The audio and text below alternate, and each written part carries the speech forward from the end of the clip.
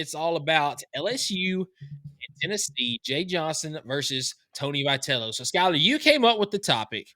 What do you want to start off with this I topic? I did. I mean, really, I just wanted to applaud Jay Johnson, the LSU squad, for bringing home the hardware. Really, in easy fashion. I mean, they won 2 games against Coastal, which I mean, everybody kind of thought Coastal. I mean, at least I did. I wasn't disrespecting Coastal in any way. They won like freaking, I don't I know, think I 27 in think a they got up. row. I think they got up to 27 in a row. I mean, they were just rolling. And so it kind of had me thinking, like, oh, I mean, like LSU didn't look to be unstoppable this year. So I kind of thought Coastal was going to take them the distance. And 2 really good games. It's just LSU got the better of them on both ends. And just got to tip your hat to Jake Johnson. And then it kind of brought at least the thought, the idea, like, okay, look, I was firmly believing that Tony Vitello was the best, not just best head coach in the league right now, but best program in the league right now. Just overall, I mean, the wins, I mean, stats don't lie, the numbers are there.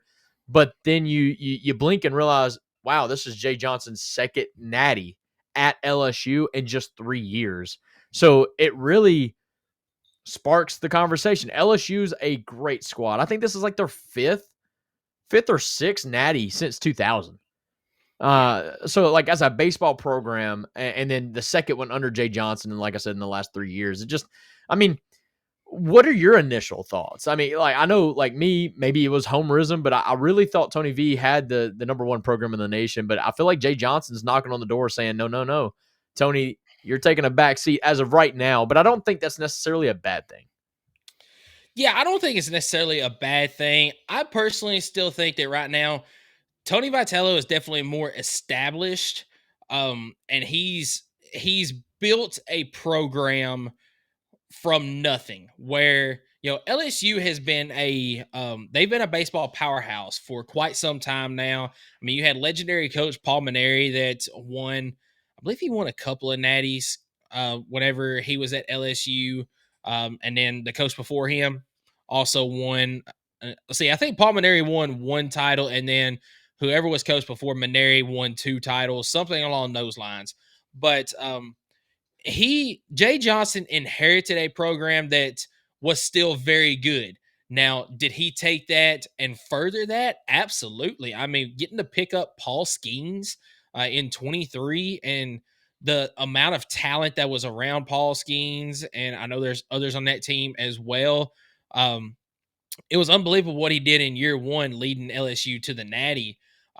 Took a step back last year with all the talent that left the team, went to the pros after that. But he did break the curse of defending national titles, not even making the postseason the following season. They made the regionals, did not make it out of regionals.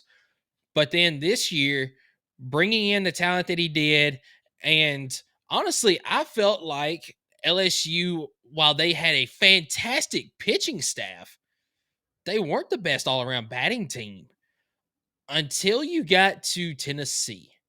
And I felt like that's where LSU gained their momentum because in game one, we talked about it for days, weeks even, that Tennessee literally gave up game one. They had it won up 3-0 in Mm-hmm. the ninth inning and gave up 4 runs in the bottom of the ninth to drop game one. That leads to, was it game two that they won? Or did they drop game two and win game three? I think they won game two and then lost game three.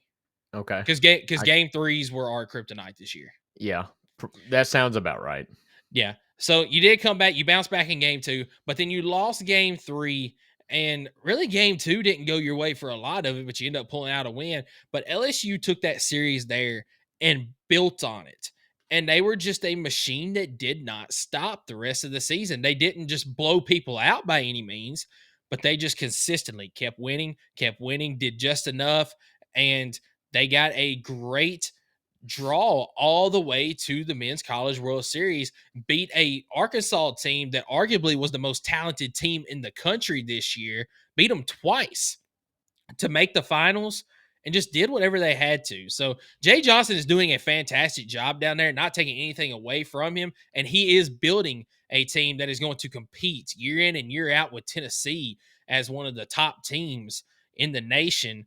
But I do feel like right now Tony Vitello is more established, but I do think Jay Johnson can absolutely overtake him. And honestly, a lot of people will say has overtaken him by I winning think those he two has. titles. I think he has.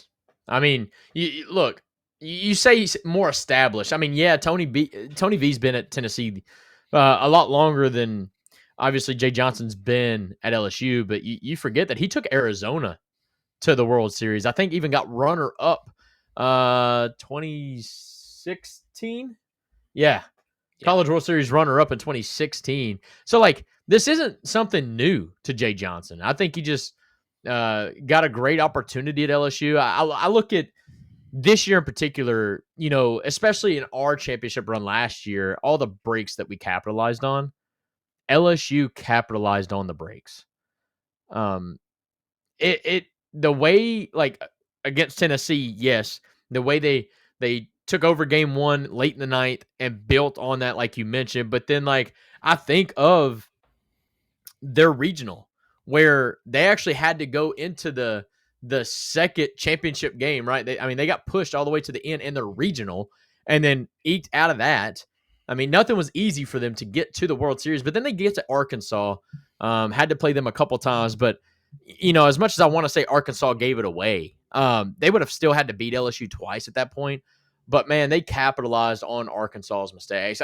And honestly, an Arkansas team that had its issues. They thought they got it figured out, but then, man, I just don't know how to explain how they gave that game up to LSU to have them clinch into the World Series. I mean, I think of the ground ball there late in the ninth when there was runners on first and second, and the shortstop for Arkansas just gets the lead runner out at third instead of trying to turn two.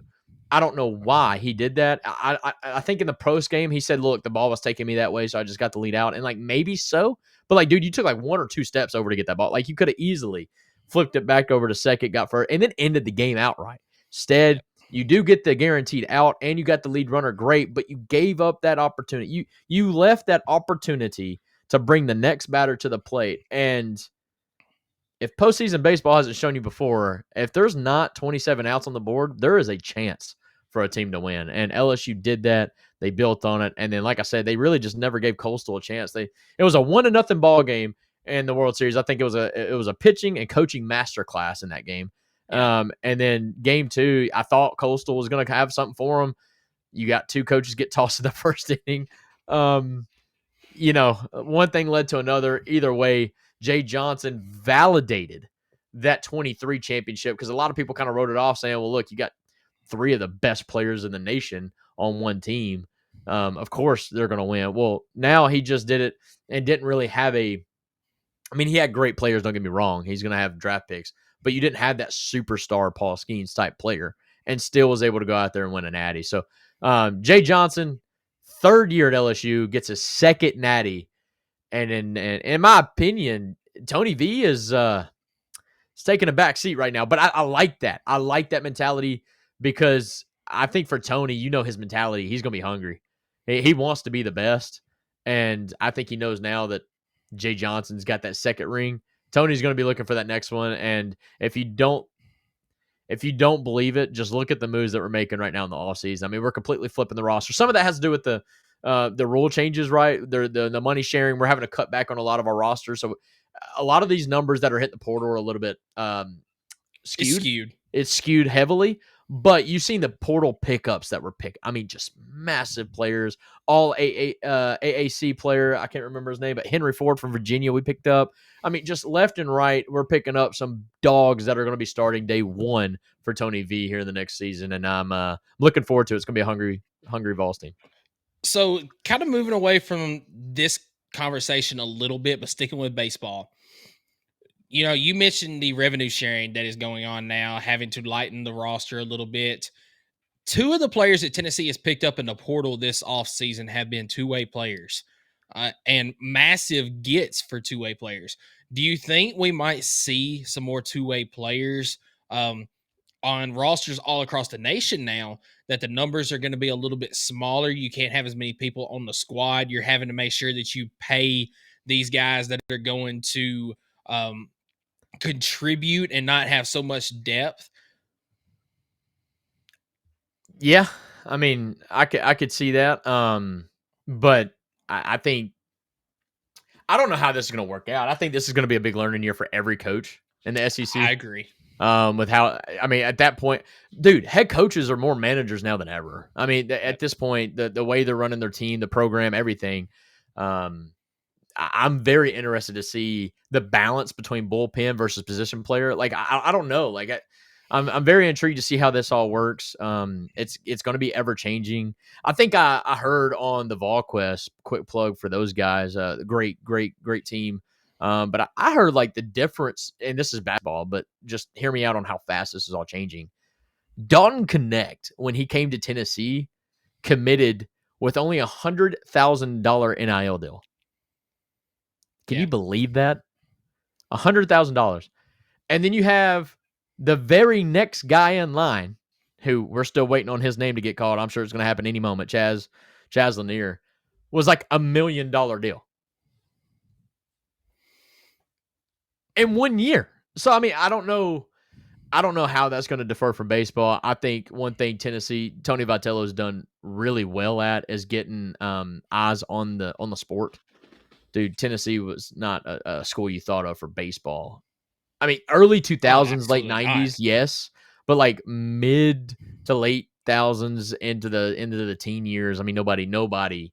I mean, we would miss the SEC tournament, and at that time only 12 teams got in, and we would miss the SEC tournament. Yeah, like I'm just gonna be honest. So I do have a reason for liking them, by the way. So I've got family that lives in South Carolina. And growing up, because Tennessee baseball was unheard of, I was a South Carolina Gamecock baseball I'm gonna fan. act like you didn't just say that, but okay. I love how you try to validate it though. Like you're like, look, I got nah, I get it. It's fine. Yeah. So I did have a reason. It's just like the reason I like the St. Louis Cardinals, and most people around here like the Atlanta Braves. I've got family that grew up as St. Louis fans. So I grew up a St. Louis fan. To be fair, we only like the Atlanta Braves because Morgan Wallen tells us to, Fair enough. All right. But yeah, I mean, Tennessee was an afterthought at baseball. I didn't even know Tennessee had a baseball team whenever I was growing up. That's how bad they were. And you look at South Carolina, they're the last team to win back-to-back national titles. They were one of the best teams other than Vanderbilt when I was growing up. That was, right there each and every year competing for a national title. But now Tony Vitello has taken that team and has turned him into a national title contender year in and year out. And I think he's going to stay at that point, but it's going to be him and Jay Johnson, and then insert name here. I think there's going to be. It's going to be Schlossnagle, honestly. Like Schlossnagle is going as much as I hate that, he's one of the best. I mean, and as long as Tim Corbin is at Vanderbilt, they're going to be one of those teams as well. Yeah, and then you're going to have teams like North Carolina. I cannot remember their coach's name, but North Carolina. But you gotta put some respect on that team. That team seems to always be in the supers. Florida State. Yeah. I mean, Florida State, they have the most super regionals ever without a national title. Right. Just kind of throwing a little shot at Jesse, our friends from the Florida State podcast. Also, continue to draw that line for them. But yeah, you're going to have those teams that year in, year out are going to be there. But I really think that the top tier coaches is going to be Tony Vitello, Jay Johnson, Schlossnagle, that group right there each and every year, as long as they're at their respective schools. Quick pivot before we end up this segment, but what are the thoughts of a coach that I highly respected for so long, but I feel like has just dropped off a cliff as Florida's head coach? I figured that's where you were going there. And what do we think about just his demeanor, attitude, leadership, whatever you want to call it? Just complete 180 from the guy that I grew up thinking that he was one of the best coaches to ever do it.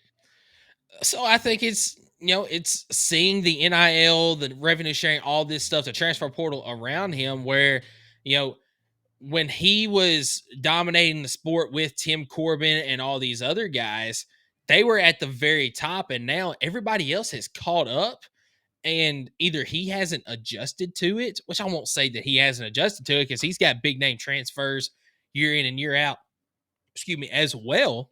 I mean, he just had one of the best players in the league last year. Exactly. I mean, Caglione. Yeah, Jack Caglione. I mean, Yeah, I'm not saying he's washed by any means, but I feel like, especially if y'all don't know what I'm talking about, like I think it was in the regional, just He completely threw a fit. disrespected. Yeah, was it Coastal? I think it was Coastal It was Carolina. at Coastal, yeah. And I don't know. It's just it's crazy the way he treated the players and that team in that situation. I Yeah. understand being upset about the situation. They delayed the game for Coastal. They had just played a really late game. They delayed the next game the next day about an hour to give those guys just a little bit extra rest over the night. And apparently didn't tell Florida staff that. So they got to the field ready to rock and roll. And you know how their schedules are for game day. Folks watching that I know played every now and again, like they know like it's a very tight schedule and you got a routine and you don't want to interrupt that routine. And for Florida, that got interrupted. They had like an hour to kind of kill or utilize in some way to stay hot, and it kind of tipped him off the wrong way. But I think he handled it completely the wrong way. I mean, I I don't know as a completely coach. I've agree never with been you. in that situation, so I don't know how I would have handled it. But I know that way wasn't it, and I don't know. I just hopefully, well, as a Tennessee fan, I hope it is for things to come down the road going south. But who knows? Who knows how he turns that thing around there at Florida? But no, I just wanted to kind of plug that in to show that there are still really good coaches in the SEC that just didn't perform this year the way you kind of thought they would. I mean, Tim Corbin, you brought up Vanderbilt, man. They had a great season. In my opinion, should have never been the number one seed Agreed. for the reasons that you've seen. They didn't even make it to their championship game in the regional. But they got hot at the end of the year, and you got to give them credit for that. But that's again why I think just because you're playing good at the end of the year doesn't necessarily mean that you're one of the best teams. Yeah, you get hot, but that's baseball. That's basketball, right? Teams get hot at certain times. And but Tim Corbin, you would 100% even after winning the SEC, I would still think is a disappointing season the way they finished. Absolutely. I mean, when you look at winning an SEC title game in the or in the tournament, absolutely that's got to be a success. But Vanderbilt as a program, he's won two national titles there. Yes. The expectation is at least, at the very least, make the College World Series. But really, is it not national title or bust? Pretty much. Yeah. I I mean, you can't expect that every year, but it's been a while since they won last. Yeah. I believe it was 2019 or They 27 no, started, I think it was 2017 was the 2017 last because they one. started the Yeah. run of the SEC schools Yeah, 2017, the only one in there where they that had was the not an SEC team that won it, I believe, was Coastal. And no, Coastal won it in 16. mhm. Somebody won it in 19 that was Probably not an Virginia or SEC. something. Maybe Virginia, or Wake. No, it wasn't Wake. I don't know. No, I can't think of I can't remember, but it. yes, Wasn't North there. Carolina? No, I don't know. No, I'd have to look it up. But there was only one in that span that did not that was not an SEC school to win it, and you know I think national title is the expectation every year for Vanderbilt. And you mentioned it, Vanderbilt got hot at the right time. He just they got hot too early.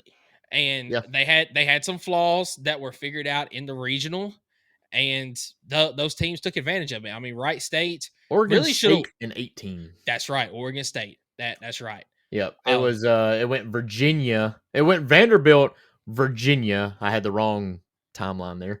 Vanderbilt, Virginia, and then Coastal, Florida, Oregon State, Vanderbilt, nothing because of COVID, and then Mississippi State, Ole Miss, LSU, Tennessee, LSU. So there it yeah, is. but you bringing up Ole Miss right there, that's a team right there that Dude, literally got hot at the right time. I mean, got in by the skin of the they skin. They were the they last were team the in, bro. last team in and just got hot Yeah. and just bulldozed their way through everybody en route to a national title.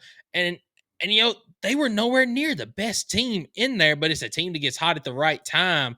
And you mentioned it, Vanderbilt, they were nowhere near the best team in the nation this year, but they got hot late, ended up squeaking out a number one seed, and then couldn't do anything with it. Um, but you're going to have teams year in and year out that are going to be right there at the top. Jay Johnson and Tony Vitello are going to be at the pinnacle of that list. We've already mentioned Jim Schlossnagle is going to be one of those. Tim Corbin is going to be one of those. What's the guy's name at Florida? I can't think of his name off the top of my head. Oh, if you wouldn't have asked me, I would have had it. I Yeah. got you. Hang on, keep talking. But then you got Dave Van Horn at Arkansas. As long as he's there, he's going to be one of the top coaches in the nation as well. can't remember Florida State's head coach or North Carolina's head coach, but both of them are fantastic coaches. Oregon State is another Oh, one. Kevin O'Sullivan. Kevin O'Sullivan, thank you. Yeah. Yeah. So I mean, those coaches are all going to be up there at the top, but absolutely, Jay Johnson, Tony Vitello are going to be at the pinnacle, and I think we're going to see.